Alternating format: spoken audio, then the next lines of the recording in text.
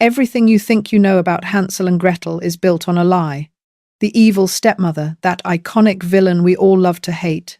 She never existed in the original story. In the first manuscript recorded by the Brothers Grimm in 1812, the woman coldly calculating how to abandon her children in the forest wasn't a wicked intruder. She was their biological mother. The woman who gave them life was the specific person demanding their deaths. Today, we are peeling back the layers of a 200-year-old cover-up to reveal the history they never taught you in school. We aren't just talking about a fairy tale. We are talking about a species-level trauma. A 3-year apocalypse known as the Great Famine that didn't just starve bodies, it starved human morality. We're going to uncover how a society, ashamed of its own survival instincts, forced the storytellers to rewrite history, inventing a stepmother scapegoat to protect the sanctity of the biological mum. But the scars of the truth still remain in the text. Because the most disturbing part of this story isn't the witch or the oven. It's the answer to the question every child secretly asks. Under the right conditions, would the people who are supposed to protect me actually turn on me? Let's begin. To understand how a mother could look into the eyes of her own children and decide they had to die, we have to dismantle our modern understanding of the word hunger. We use that word casually. You're hungry because you skipped lunch.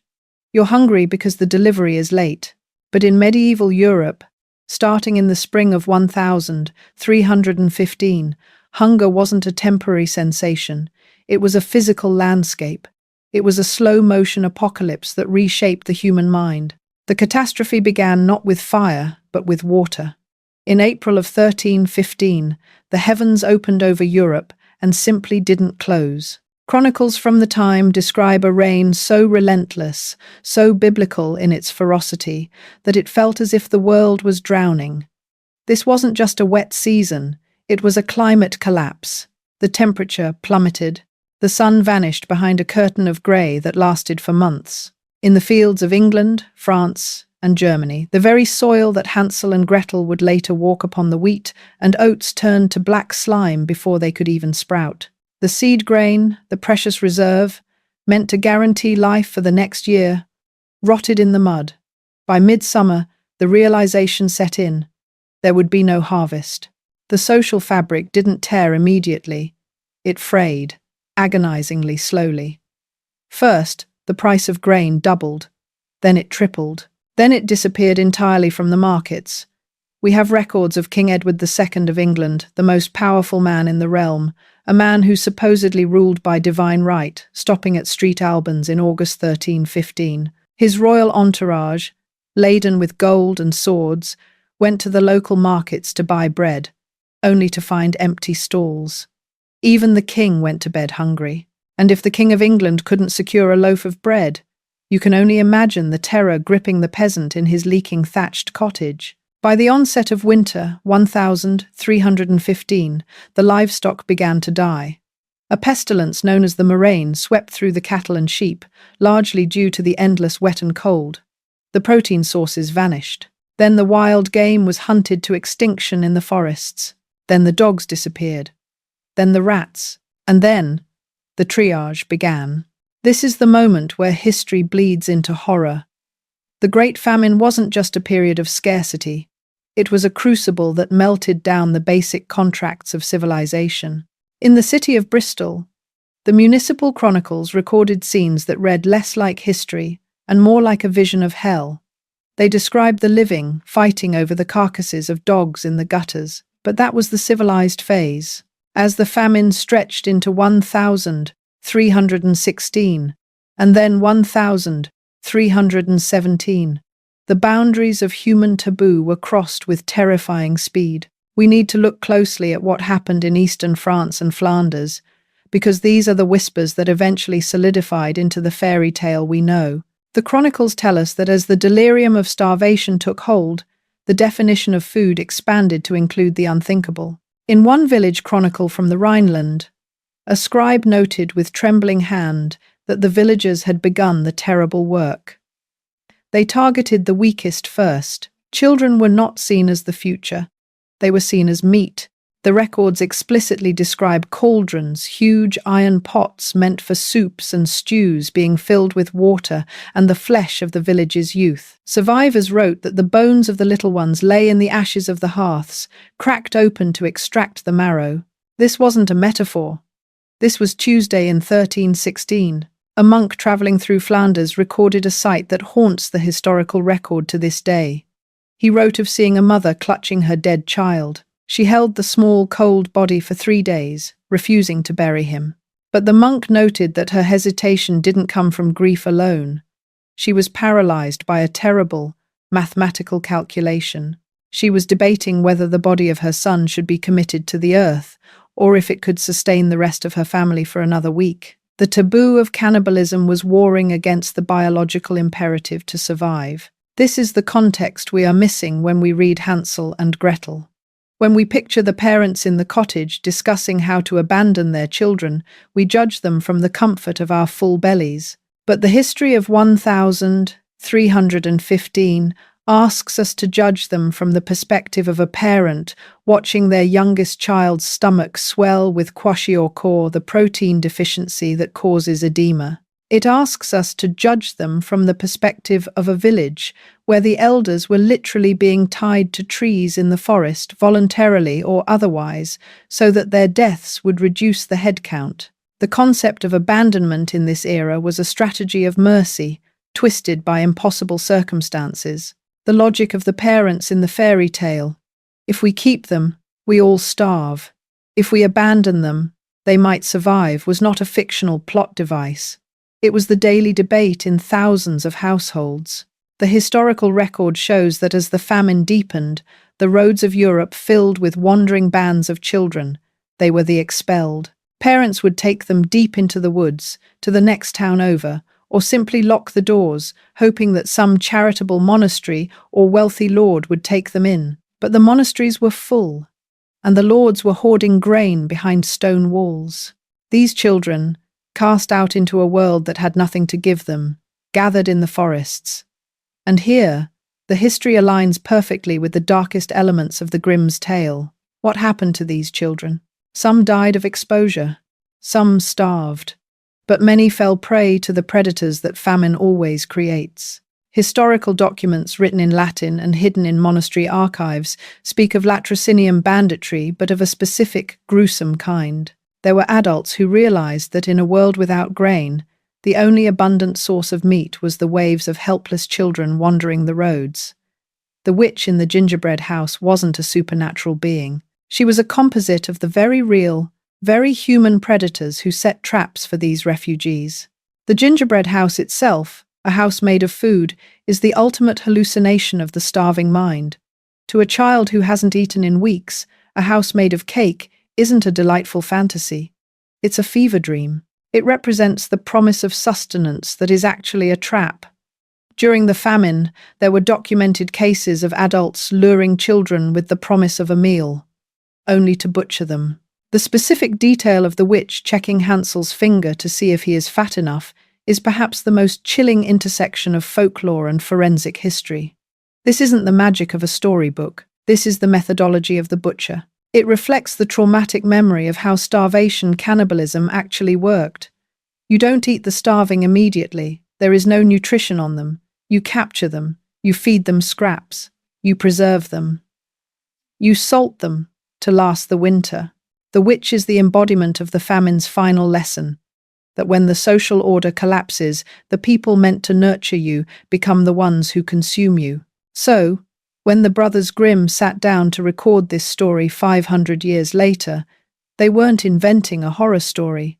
They were acting as archaeologists. They were digging up the psychological fossils of a society that had been forced to do the unthinkable. The story of Hansel and Gretel is the collective PTSD of a generation that learned that love is conditional on the harvest. But as the centuries passed and the famine faded from living memory, society found that it couldn't look this truth in the face anymore. The reality of what mothers did to their children in 1315 was too raw, too damaging to the human soul to be kept in its original form. And so, a great sanitization began. The mother had to be protected. The blame had to be shifted. And that brings us to the quill of Wilhelm Grimm, and the single most significant edit in literary history. If the Great Famine was the crime, the 19th century was the cover-up. To witness this cover-up in action, we have to fast forward 500 years. We leave the starving villages of 1315 and arrive in the quiet, scholarly study of Wilhelm Grimm in Kassel, Germany. The year is 1857. By this time, the Brothers Grimm weren't just folklore collectors, they were the architects of German national identity. But Wilhelm had a problem. As he sat at his desk, preparing the definitive final edition of Kinder- und Hausmärchen, children's and household tales, he looked at the manuscript of Hansel and Gretel and realized it was unusable. It was too honest.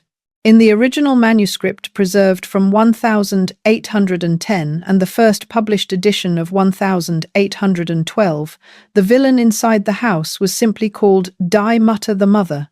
There was no ambiguity. The woman waking her husband in the middle of the night, whispering that the food was gone and the children had to be disposed of, was the woman who gave birth to them. But 1857 Germany was not 1315 Europe. The world had changed. The desperate, animalistic survival instincts of the Middle Ages had been replaced by the Biedermeier era, a period in Central Europe characterized by a retreat into the domestic sphere. This was the age of the rising middle class, the bourgeoisie, and the centerpiece of this new social order was the Hausmutter, the house mother.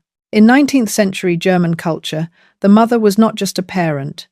She was a secular saint. She was the angel in the house, the embodiment of piety, self-sacrifice, and moral virtue. She was the glue holding the soul of the nation together. The idea that a mother could look at her children and see extra mouths to feed rather than blessings from God was culturally blasphemous. It wasn't just scary, it was subversive. It threatened the very foundation of the nuclear family that the middle class was trying to build. Wilhelm Grimm knew his audience. He knew that the rising middle class wanted bedtime stories to teach their children morals, not to traumatize them with the reality of maternal filicide. The bourgeoisie could accept a witch who ate children that was supernatural, that was other, but a mother who abandoned them? That was domestic treason. It was unthinkable. So, Wilhelm picked up his quill and performed a surgical operation on the text. If you look at the margins of the Grimm manuscripts, you can almost see the hesitation, the friction between historical truth and societal comfort. Methodically, he went through the text. Everywhere the word mother appeared in a villainous context, he crossed it out. In its place, he wrote the word that would change our cultural understanding of evil forever: Stiefmutter, stepmother. With that single edit, the guilt was transferred. The biological mother was dead before the story began, a convenient saint who had passed away, leaving the father vulnerable to a new, wicked influence. The villain was now an outsider, an interloper, who had married into the family and had no biological imperative to protect the offspring. This change did two things. First, it preserved the sanctity of the real mother. She remained pure, a victim of fate. Second, it provided a perfect scapegoat. The stepmother became a stock villain, a container for all the cruelty and selfishness that real mothers had actually possessed during the famine years. The wicked stepmother trope isn't just a cliché. It is a psychological shield.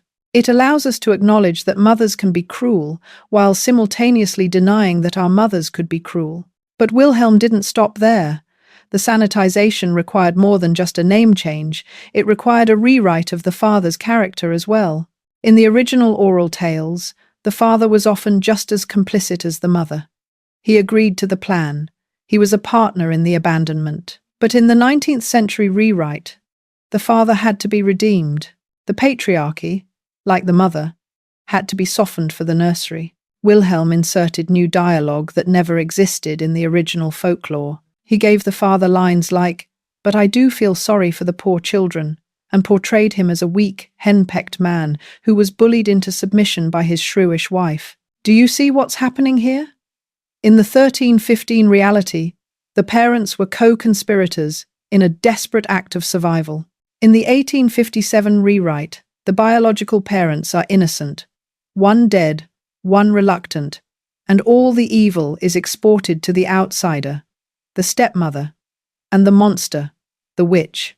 The nuclear family is absolved of its crimes. Harvard folklore expert Maria Tartar points out a fascinating demographic reality that helped this lie take root. In the 19th century, death in childbirth was incredibly common. Remarriage was the norm. Roughly half of all children in Germany at that time would have grown up with one biological parent and one step-parent.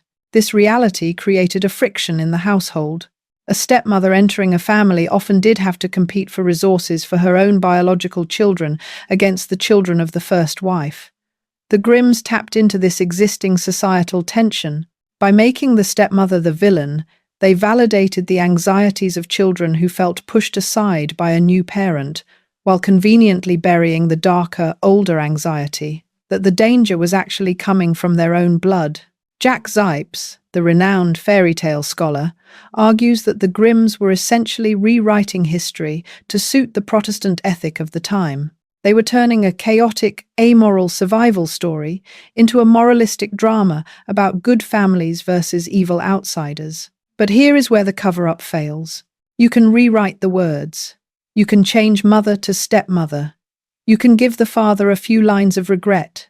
But you cannot scrub the DNA of the story. The trauma of the Great Famine is so deeply embedded in the narrative structure that the truth keeps bleeding through the bandages. Think about the ending of the story. It contains a bizarre coincidence that most readers gloss over, but which reveals everything. Hansel and Gretel kill the witch. They shove her into the oven and burn her to death. They then collect her jewels and cross the water to return home. When they arrive at their cottage, who do they find? The father is there, but the stepmother has mysteriously died. Why? Why would the stepmother die at the exact same moment as the witch? The story never explains it. There is no scene where the father kills her. She just ceases to exist. This plot hole is the tell. It's the remnant of the original oral tradition where the witch and the mother were the same person. In the psychological logic of the story, killing the witch is killing the bad mother. The two figures are inextricably linked. When the children destroy the devouring force in the woods, the devouring force in the home vanishes too. Wilhelm Grimm tried to split them into two separate characters to save the soul of the German family, but the narrative structure remembers the truth. The witch and the stepmother, originally the mother, are two faces of the same desperate horror. A woman who cannot feed her children and decides to consume them instead. One by abandonment, the other by the oven. The Great Sanitization was successful for a while. It gave us the Disney-fied version of the tale. It allowed us to sleep at night. It allowed us to read this story to toddlers without feeling like we were confessing to a crime. But the subconscious knows better. The reason Hansel and Gretel remains so terrifying, even in its sanitized form, is because deep down we sense the clumsy edit. We sense that the stepmother is a mask that doesn't quite fit. And if you think this sanitization was limited to Germany, you are mistaken. The Grimms were just one part of a continental effort to process the trauma. Because the famine didn't just hit Germany, it hit everywhere. And as we look across the borders to Russia, England, and Portugal, we find that while the Germans tried to hide the horror, other cultures preserved it in ways that are even more disturbing. The cover-up in Germany was about guilt. But the stories in the East, they were about something else entirely. They were about the architecture of starvation itself. While the Brothers Grimm were busy sanitizing the characters, they left the architecture of the story untouched. And it is here, in the clearing of the dark forest, that we find the most undeniable evidence of the Great Famine. We need to talk about the gingerbread house. In our modern imagination, conditioned by Christmas ornaments and candy commercials, the gingerbread house is whimsical. It's a delightful fantasy of excess. But if you strip away the technicolor frosting and look at this structure through the eyes of a starving medieval child, it transforms into something else entirely. It becomes the most sophisticated trap ever devised in folklore. In 1315, sugar was as rare as gold. A house made of bread, cake, and sugar wasn't just yummy. In a world defined by the rotting black sludge of failed crops, a house made of refined food represented a caloric hallucination. It was an impossibility. The house represents the ultimate perversion of nurture. Think about what a home is supposed to do. It protects you from the elements. But this house is the element you are dying for. It uses the victim's most desperate biological need, hunger, as the bait. It is a structure that screams safety while concealing a slaughterhouse. And historical records suggest this wasn't purely symbolic. During the famine, the latrocinium, the banditry of the starving, took many forms. But the most feared predators weren't the ones chasing you down the road with a club. They were the ones who waited. The Latin chronicles, hidden in monastery archives, speak of traps of hospitality. There were documented cases of adults, driven mad by hunger or cold calculation, luring children with the promise of warmth and a hot meal. The gingerbread house is the narrative memory of that specific betrayal. The moment you realize the person feeding you isn't saving your life, they are preparing it. Once the children are trapped, the story shifts from a fantasy adventure to a forensic procedural of starvation cannibalism. And this is where the specific details of the witch's methodology become truly harrowing. If the witch were simply a monster, she would eat the children immediately. Monsters are impulsive. They attack, they devour. But the witch in Hansel and Gretel doesn't do that. She is patient. She is methodical. She is an agriculturalist. She locks Hansel in a cage. Why? Because in the bioeconomics of the Great Famine, a starving child offers no nutritional value. A child wandering the woods in 1315 would have been skeletal, their muscles atrophied, their bodies devoid of fat. To eat them immediately would be a waste of the resource. So, the witch creates a feedlot. She feeds Hansel choice morsels. She forces Gretel to cook rich meals for him.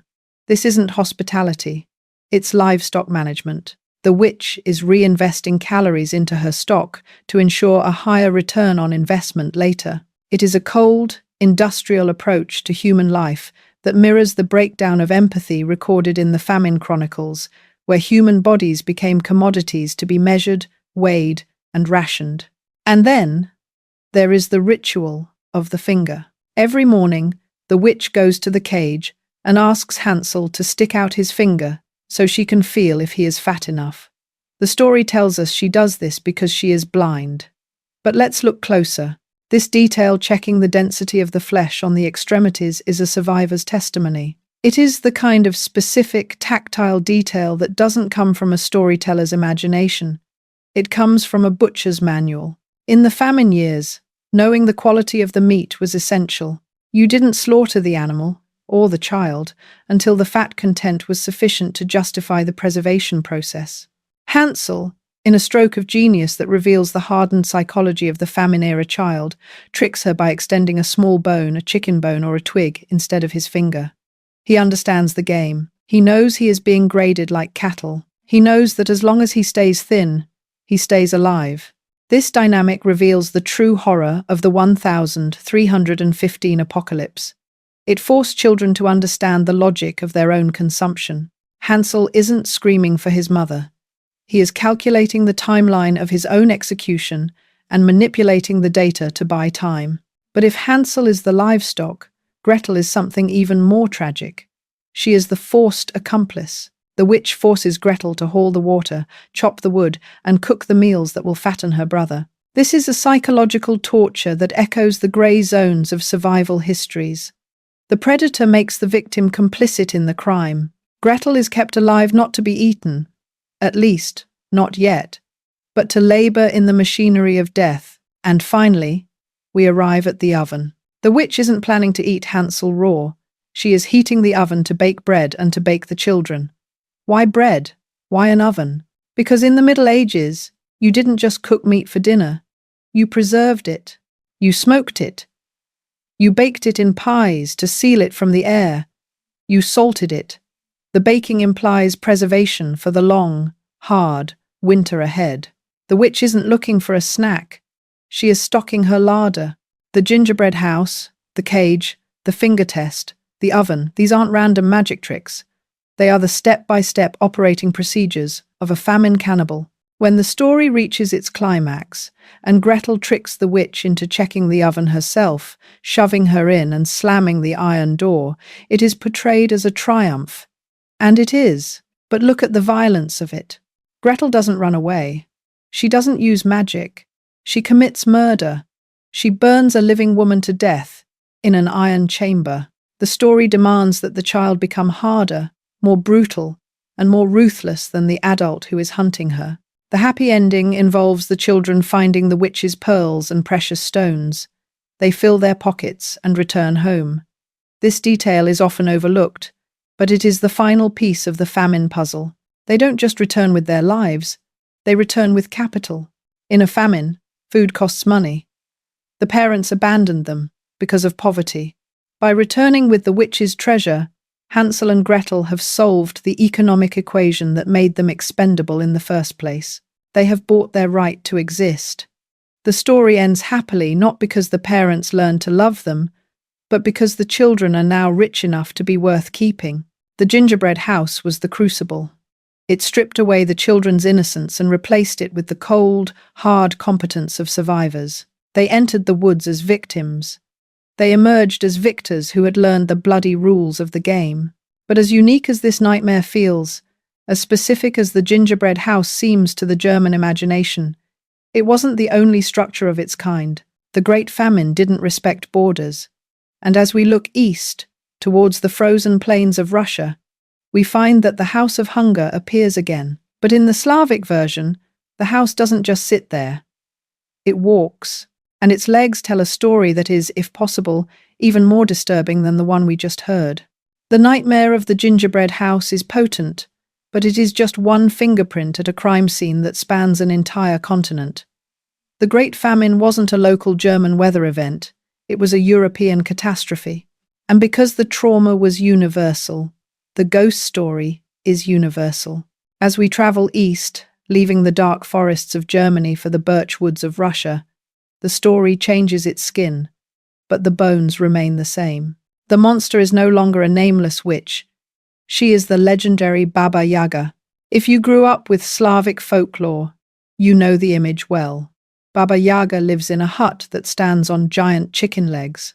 The house can walk, it can spin, and it obeys her commands. For centuries, this was treated as pure, drug-induced whimsy, a surrealist image of magic gone wrong. But folklorists and historians now believe that the hut on chicken legs isn't a fantasy. It is an architectural memory of starvation. In the boggy, frozen landscape of medieval Russia and Finland, storing grain was a battle against moisture and pests. You couldn't bury food, or it would rot. You couldn't leave it on the ground, or the rats would devour it. So, the Slavic people built granaries, structures, known as labaz or sham. These were small, windowless log cabins built high off the ground on tree stumps. To prevent rodents from climbing up, the builders would strip the bark and roots from the stumps, leaving them smooth and knotted. From a distance, in the twilight of a Russian winter, these elevated storehouses looked exactly like huts standing on gnarly, skeletal bird legs. Picture a starving child in 14th century Russia. They are stumbling through the snow, delirious with hunger. They come to a clearing and see a labaz. They know what is inside: grain, cured meat, survival, but it is high above their heads, unreachable on its wooden legs. And who guards the granary? In the folklore, Baba Yaga is often described as having iron teeth and lying on the stove, her nose touching the ceiling. She is the hoarder. She is the elder who controls the food supply and refuses to share it with the useless eaters, the children. The house on chicken legs isn't a magical castle. It is a nightmare memory of a locked pantry. It represents the terrifying authority of the adults who controlled the calories. The horror of the story isn't that the house is magic. It's that the house is full, and you are dying right outside its door. But if the Russian tales turned the horror into surrealism, the English decided to strip away the fantasy entirely. Cross the channel to Norfolk, England, and you find the story of the Babes in the Wood. This tale, printed as a ballad in 1595 but existing much earlier as oral tradition, is perhaps the bleakest version of the narrative. In this version, there is no witch, there is no gingerbread house, there is no magical bird to lead them home. The story tells of a wealthy uncle who wants the inheritance of his young niece and nephew. He hires two ruffians to take the children into Wayland Wood and murder them. The ruffians, like the father in the German tale, suffer a crisis of conscience. They can't bring themselves to stab the children, so they choose the mercy of abandonment. They leave the boy and girl deep in the forest, promising them that help is coming. The children wander. They hold hands, they cry for their parents, and then they die. That's the end of the story. No escape, no oven trickery. Just two small bodies curling up in the undergrowth as the sun goes down. The ballad says that the only kindness they received came from the birds, the robins, who covered their bodies with strawberry leaves. This story is so deeply embedded in the local psyche of Norfolk that the locals insist it is historical fact. The town signs for Griston and Watton still depict the two children today. The woods themselves are known locally as Wailing Wood, where folklore claims the spectral sobbing of the children can still be heard. Why does this version exist? Why tell a story with no hope? Because for many children during the famine years, Hansel and Gretel wasn't a survival guide. It was an obituary. The English version refuses to lie to you. It preserves the memory of the children who didn't come back, the ones who didn't find a gingerbread house, but just found the cold. But perhaps the most psychologically devastating variant comes from Portugal. In the Portuguese oral tradition, the abandoned children wandering the forest eventually come to a crossroads. They are presented with a choice, a road of gold or a road of silver. The children debate. They use their child logic to determine which path is safe. Maybe the gold road is for kings, so it's safe? Maybe the silver road is for commoners? They make their choice, believing their agency matters. But here is the devastating detail preserved in the Portuguese, telling, both roads lead to the witch. The choice is an illusion. This variant captures a specific, crushing hopelessness that the German version tries to hide. It remembers the feeling of the famine refugee that no matter which direction you walked, no matter what strategy you employed, the outcome was predetermined. The witch, death by hunger or predation, was waiting at the end of every road. These stories, Russian, English, Portuguese, form a triangulation of trauma. They prove that Hansel and Gretel wasn't an invention of the Brothers Grimm. It was a continent-wide scream. Whether it was the architectural exclusion of the Russian granary, the cold abandonment of the English woods, or the fatalistic trap of the Portuguese roads, the message was the same. The world has broken. The parents have failed, and the children are on their own. But as the centuries turned and the Great Famine faded into the history books, society decided it couldn't handle this level of darkness anymore. The 19th century didn't just want to sanitize the mother, they wanted to numb the entire sensation of the story. And to see the final act of this cover-up, we have to look at what happened when the story was taken out of the nursery and put onto the stage. We have to look at the moment when the cannibalistic nightmare was transformed into a Christmas special. By the late 19th century, European society had collectively decided to bury the truth completely. The final act of this great forgetting came in 1893, when Engelbert Humperdinck transformed Hansel and Gretel into an opera. Picture the scene. It's December 23rd in Weimar, Germany. Families are dressed in their holiday finest. The theatre smells of pine garlands and wax candles. On stage, the horror has been completely scrubbed clean. There is no famine. There is no abandonment. The mother isn't a monster. She's just a frustrated housewife who spilled a pot of milk. The audience watched as the angel in the house was restored. They listened to the Abendsagen, the evening prayer, where 14 angels descend to protect the sleeping children. It was beautiful. It was comforting. It was a lie. Society had successfully turned a survivor's testimony into a Christmas lullaby. But here is the thing about trauma. You can dress it up in tinsel. You can drown it in an orchestra. But you cannot kill it. Even in the opera, the witch still waits. The oven still burns. The ancient terror claws its way back through the music because deep down, we know that angels don't come to starving children. So, why are we still telling this story today? Why, after 700 years, do we still send our children into that forest? It isn't because it's a fun adventure. It survives because Hansel and Gretel is a survival manual disguised as a fairy tale. It is a cultural vaccine. It introduces a small, measured dose of horror into a child's mind to prepare them for the real infection. It teaches the three hardest truths of the human experience.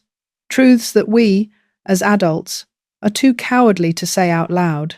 Truth number one: civilization is fragile. The story reminds us that the safety of a full pantry is a temporary condition.